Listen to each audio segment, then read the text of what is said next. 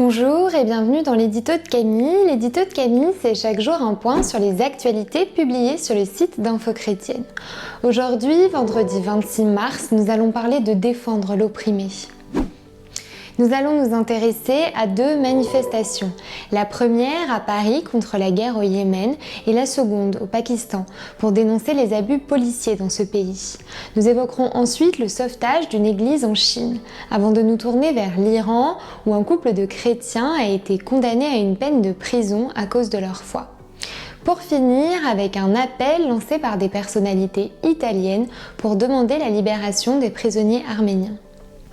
Apprenez à faire le bien, recherchez la justice, protégez l'opprimé, faites droit à l'orphelin, défendez la veuve.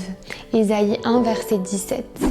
Découvrez justement dans les actualités du jour des initiatives mises en place pour prendre la défense des opprimés, pour donner une voix à ceux qui n'en ont pas.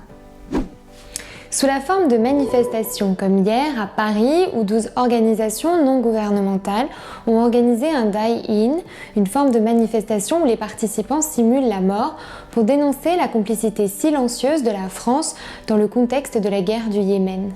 Une manifestation a également été organisée au Pakistan, à Lahore, pour inciter le gouvernement à mettre en place des mesures concrètes contre les abus policiers.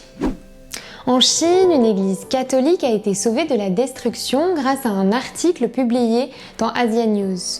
La publication de cet article a fait pression sur les autorités locales qui ont finalement décidé d'épargner le lieu de culte. L'ONG Article 18, dédiée à la protection de la liberté religieuse en Iran et qui prend la défense des chrétiens victimes de persécutions dans ce pays, dénonce la condamnation à une peine d'emprisonnement d'un chrétien atteint de la maladie de Parkinson et de son épouse. L'organisation appelle le tribunal à revenir sur sa décision. En Italie, des personnalités ont lancé un appel au gouvernement azerbaïdjanais pour demander la libération d'une soixantaine de militaires et de civils arméniens faits prisonniers au cours du conflit dans le Haut-Karabakh. L'enseignement de la Bible est très clair. Nous sommes appelés à prendre la défense de ceux qui souffrent, des exclus, des opprimés. Que ces actualités puissent nous encourager à le faire.